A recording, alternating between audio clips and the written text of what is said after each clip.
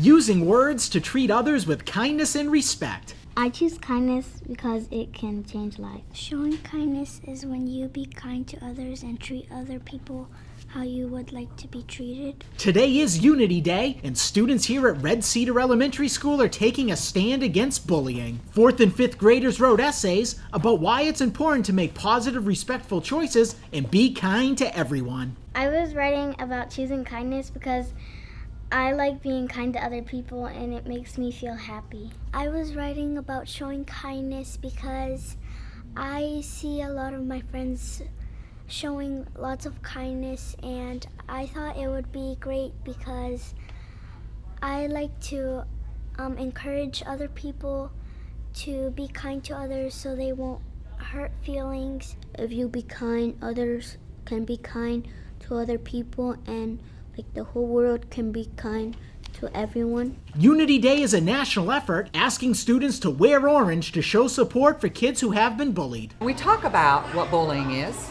We talk about making sure we stand up for others and talking to an adult if we need to.